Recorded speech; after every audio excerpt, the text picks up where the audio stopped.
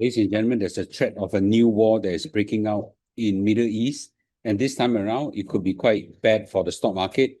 And today I've got a very important announcement for people who are interested in the course. And let's watch on. As usual, these are my disclaimers. And today I also like to inform everybody that due to popular demand, we are trying to look for new location to accommodate more people for the financial mastery course that Mr. So Chin Hing and myself is running.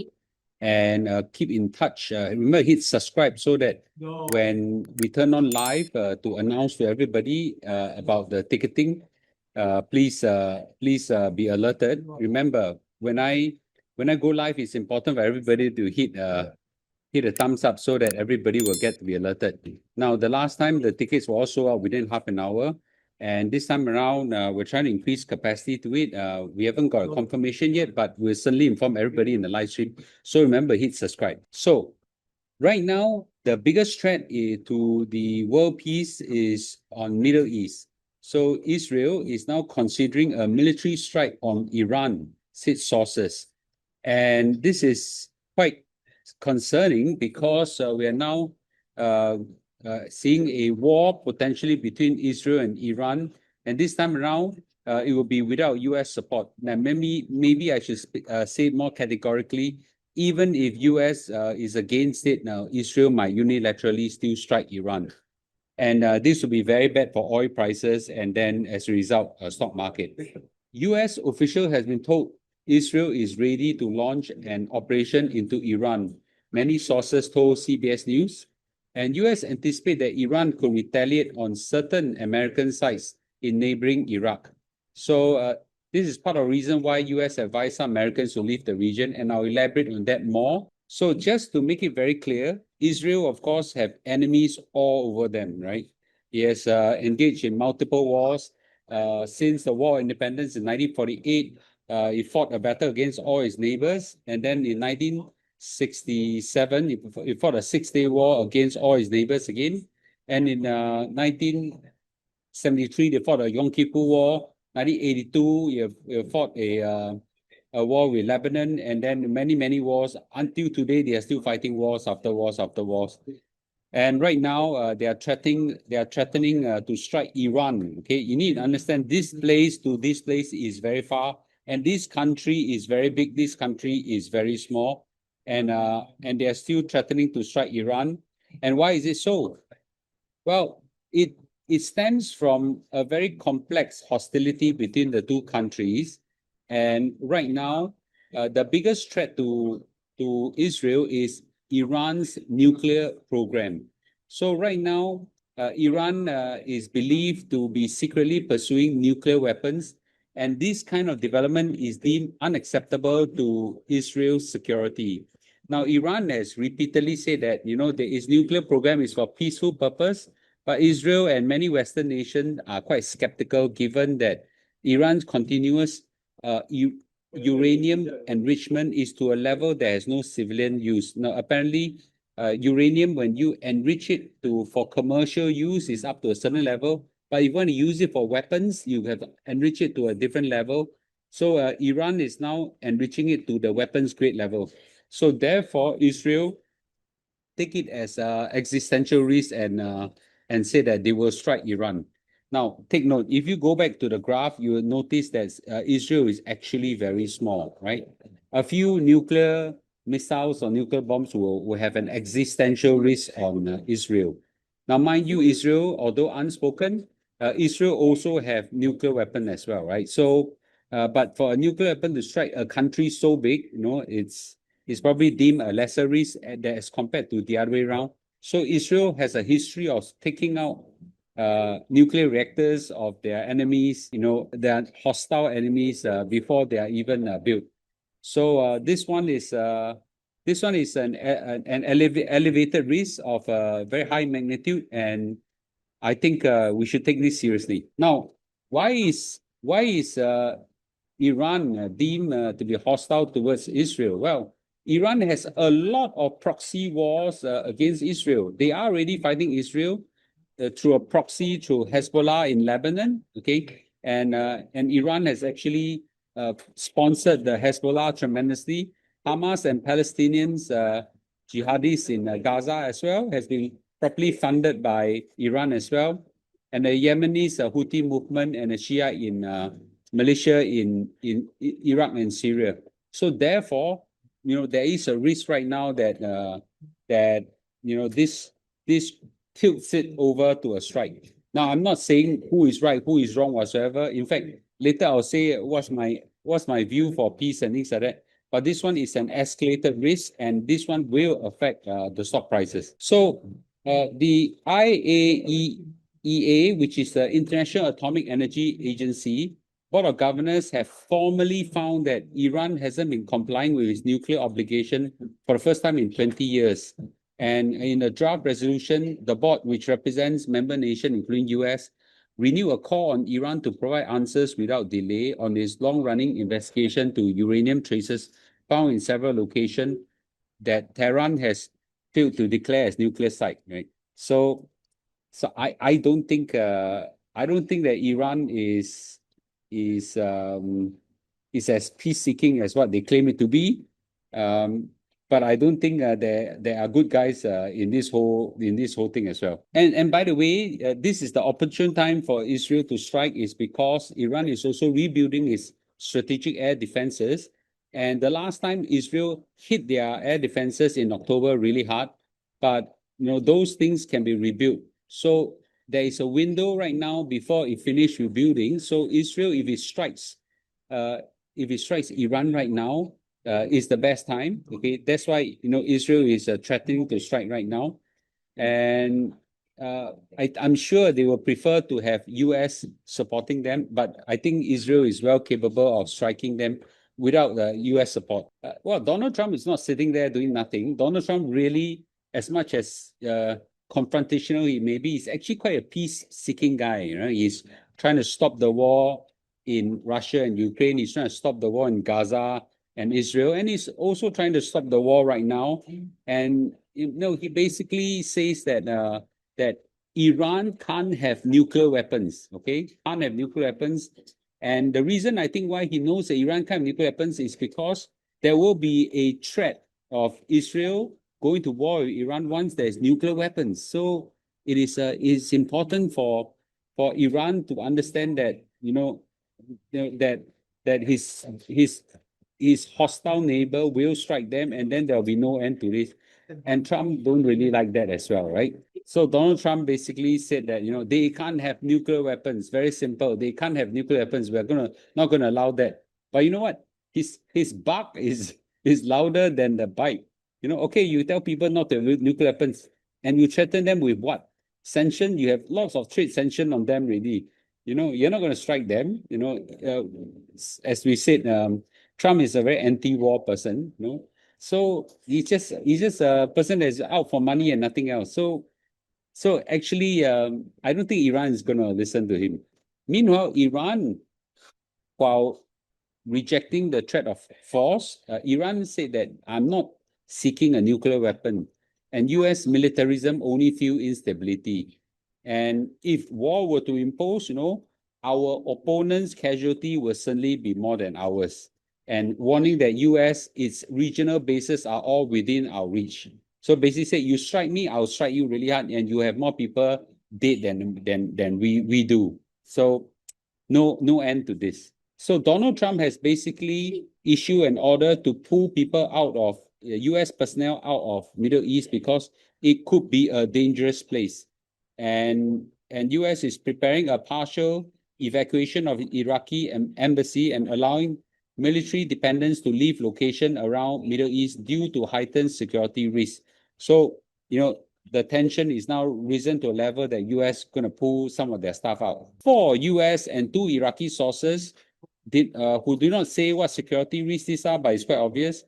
So a US official said that the State Department has authorized voluntary departure from Bahrain and Kuwait, and the State Department updated the worldwide travel advisory and said that on 11th of June, the Department of State ordered the departure of non-emergency US government personnel due to heightened regional tension.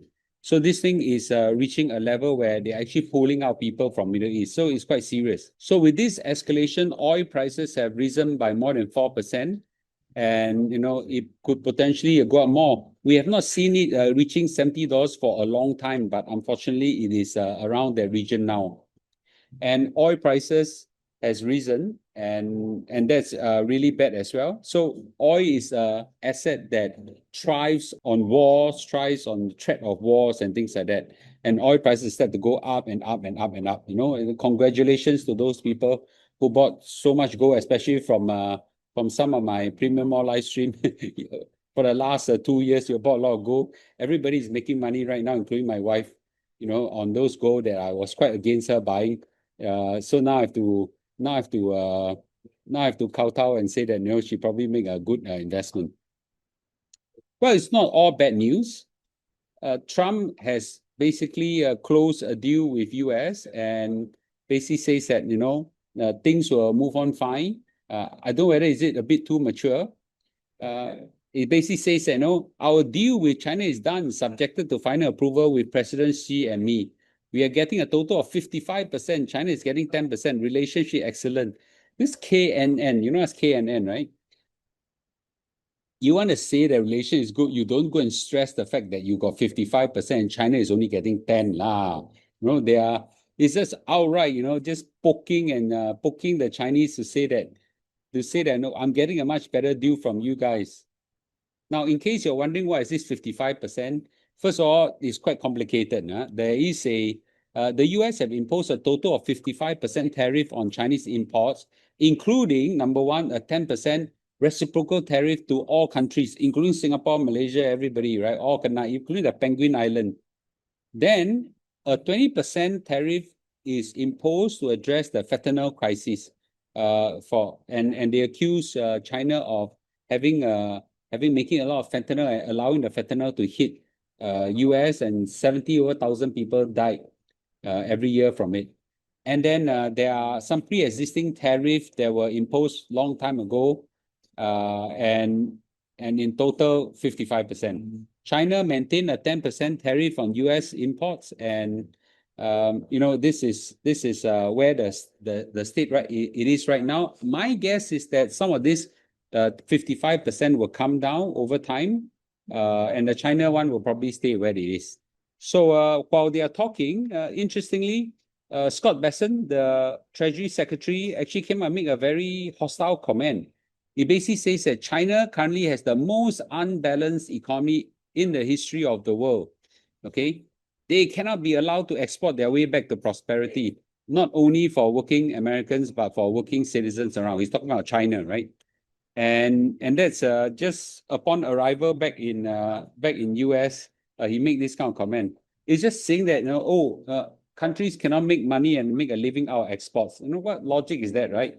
So if that's the truth, then Singapore will be in trouble, right? Our trade is 3 times our GDP. We actually require trade for a living.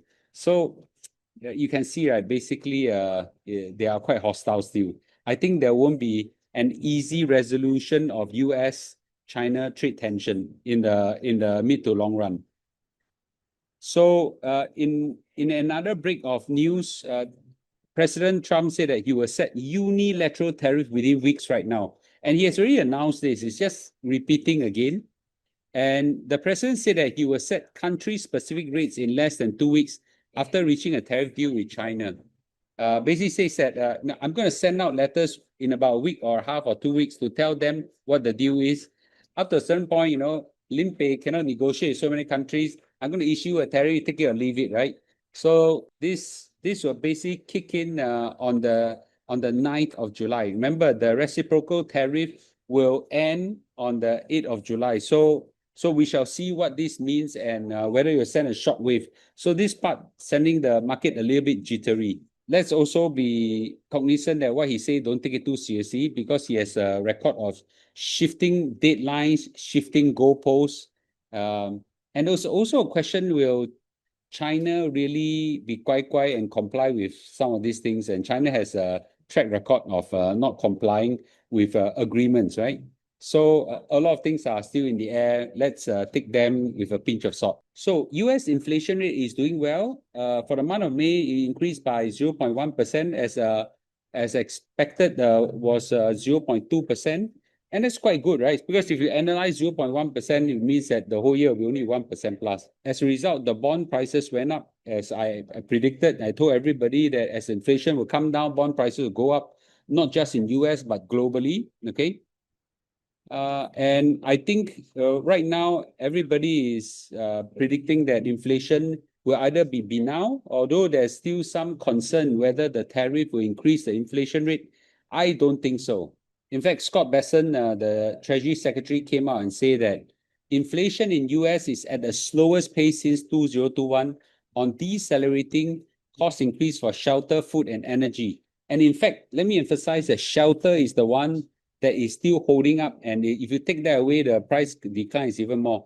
But the shelter is based on some BS estimates and things like that. So actually, the situation is actually much better.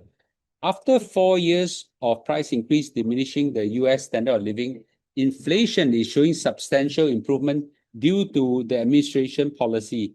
I cannot say that he's wrong, that because of all the tariffs, there's economic slowdown, therefore everybody spend less, therefore price goes down. Okay. But he'd like to claim it as a credit. I actually think that is more a negative. So the key takeaway from today's video is this. Number one is Israel is very militant. Look at the way he's going out and having a genocide with Gaza, having fight with all his neighbors. There's a very high chance of an escalation. And the good thing is that US is trying to stop them, and the bad thing is that they don't give a damn about US, or rather not as much. So hopefully US can, Donald Trump can find a way to pressure them. But I think that Middle East will not have peace for the next 100 years. He has never had any chance of peace for the last, ever since 1948, since Israel has the war of independence until now. They've been fighting for hundreds and thousands of years, okay? So it's not going to have peace for the next 100 years. So I think in that sense, maybe the world is will get used to them having no peace and fight. And right now, Donald Trump has more buck than bite, right? He play bluff quite a lot. So country is not taking him that seriously. So neither will Israel and neither will Iran. As for the trade war, ceasefire between China and US, I think both countries have a poor record for execution. The US is very popular right now for having flip-flop because of Donald Trump's mood, and China has a poor record of delivering what they promise. So I think this is a very fragile agreement. The good thing out of this whole thing is that inflation is doing well, and my opinion is that looking at history, tariff have a history of more bringing down prices, price increase rather than reversing it, because tariff have a bigger bite in terms of slowing down economic activity. So this is my take. Okay. So with this, subscribe for more updates. And once I get more update on the event, whether we can secure a much bigger venue to accommodate more people, I will live stream, let everybody know, and the sale will activate on the day itself, so you don't want to miss any live stream. Okay, so remember, hit subscribe and turn on the notification. And if you're the lucky few that YouTube algorithm decide to show you the video, remember, hit the thumbs up so that other people get to watch it. Okay, thank you for watching. I'll see you in a day.